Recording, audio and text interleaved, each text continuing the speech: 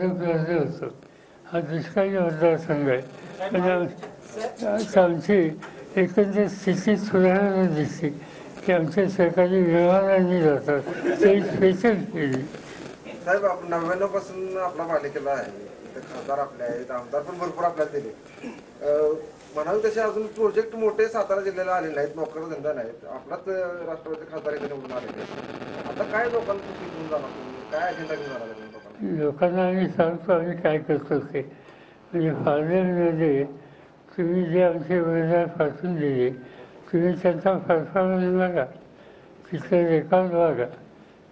प्रत्येक गोष्टीमध्ये जागृतपणाची भूमिका आणि राज्याची भूमिका. सातारचा प्रतिनिधी सातारचं दुखणं मानतो पण राज्याचं दुखणं मानतो. साहेब, सगळीकडे दुष्काळाची परिस्थिती आहे, सर्व राजकीय नेते मंडळी प्रचारात व्यस्त आहे, मात्र दुष्काळ हा मुद्दा असू शकत नाही का प्रचारात?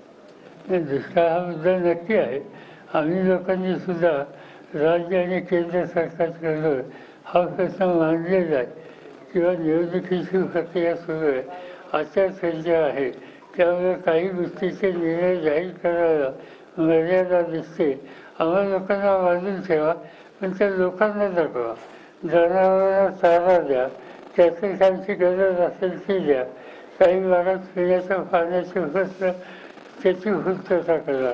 हा आग्रह आम्ही लोकांनी केंद्र सरकार राज्याकडे केलेला आहे आणि जाता येता आम्ही त्याचा पाठपुरावा सुद्धा करतो. सर, व्हीव्हीपॅटचा जर निकाल आला आणि जर स्लिपा मोजायला लावला तर भारतामध्ये हे जे सगळे चित्र आहे जे आता 400 पार 300 पार चालले, ते चित्र बदलू शकेल असं वाटतं आपल्याला?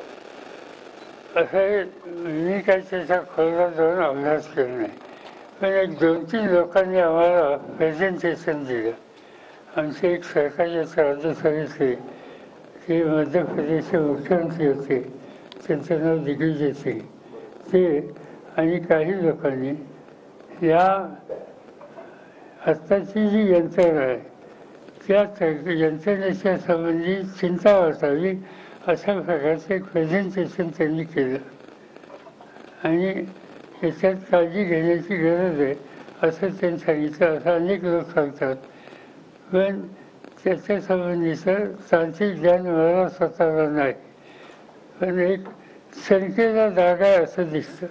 साहेब, महायुतीचे 3 मेळावे झाले सातारा जिल्ह्यामध्ये, त्यामध्ये अजित पवार तर कुठेही सक्रिय असताना दिसत नाही. अजित पवार गटातील काही मतदार कार्यकर्ते ते पवार गटाला मतदान करण्याची शक्यता वाटते का? असं आहे की आमची जी आघाडी आहे त्या आघाडीच्या उमेदवारांना साधारणतः जो समाजकारणामध्ये आस्था घेणारा घटक आहे त्या सगळ्यांचा पाठिंबा आमच्या उमेदवाराला मिळेल असं चित्र दिसतं. पावसातल्या सभेत आपण चूक दुरुस्त करा म्हणून आवाहन केलं होतं जिल्ह्यातल्या जनतेला. आता उमेदवारी अर्ज भरून आलाय, आपण आता काय आवाहन कराल जिल्ह्यातल्या जनतेला? चूक लोकांनी वाटतं दुरुस्त केली. काय मागच्या वेळी आपण आवाहन केलं चूक दुरुस्त करा, लोकांनी चूक दुरुस्त केली आपल्या शब्दानुसार. आता या निवडणुकीसाठी लोकांना काय आवाहन करावं लागतं? बघूया ना कोण कोण येते समोर. तर साहेब, त्याला जोडून की तुम्हाला सोडून गेणारे, तुम्हाला जे सोडून गेले ते पुन्हा विधान भवनात दिसले नाहीत, तर लोकसभेत तसंच पुनरावृत्ती होईल का? बघूया आता. एकदा अजून नॉमिनेशन आज सुरू झाले, एकदा कोण कोण उभं राहतंय, खाली संघर्ष लढाई ही कुणाची आहे या गोष्टी स्पष्ट झाल्याच्या नंतर भाषा केली होईल. साहेब, बारामती लोकसभा मतदारसंघामध्ये भावनिक प्रश्न मध्ये निर्माण झाला. तुम्ही एक शब्द सांगला घरचं आणि बाहेरचं, आणि त्यानंतर हा प्रश्न ज्यावेळी सुनेत्राताईंना विचारला गेला त्यांना अश्रू अनावर झाले आणि त्यांनी काहीच उत्तर दिलं नाही. तर त्याने कुठेतरी फील झालं की तुम्ही जे 2 शब्द वापरले घरचं आणि बाहेरचं, तर त्याच्यात मी तसं बोललेलं नव्हतो. मी जे बोललो होतो प्रश्न काय विचारला, प्रश्न तिथं अजित पवारांनी काही भाषण केलं. त्यांच्या भाषणात त्यांनी सांगितलं की मला निवडून दिलं, मला म्हणजे त्यांना स्वतः निवडून दिलं, ताईंना निवडून दिलं, आता सुनेला निवडून द्या. आणि देत असताना त्यांनी आणखीन काही वाक्य वापरले. तर त्याच्या संबंधी मी फक्त स्पष्टीकरण केलं. यापेक्षा वेगळं काही मला सांगायचं कारण नव्हतं. आणि महिलांच्या हिताच्या संबंधीचा इश्यू जर असेल तर मला असं वाटतं की या देशात महिलांच्या आरक्षणाचा पहिला निर्णय राज्यातला घेणारा मुख्यमंत्री मी होतो.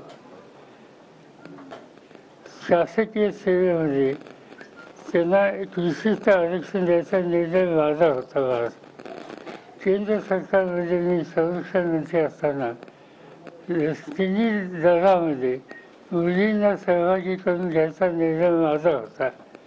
त्यामुळे असे अनेक निर्णय आहेत की त्या निर्णयामध्ये महिलांना सन्मान आणि प्रतिष्ठा मिळेल याची काळजी घेण्याची भूमिका मी घेतली आणि आमच्या सगळ्या सहकार्याने त्याला सातत्यानं पाठपुरावा त्याचा केला. आणि हे घडल्यामुळं आम्हाला लोकांचे या महिलांच्याकडे बघायचा दृष्टिकोन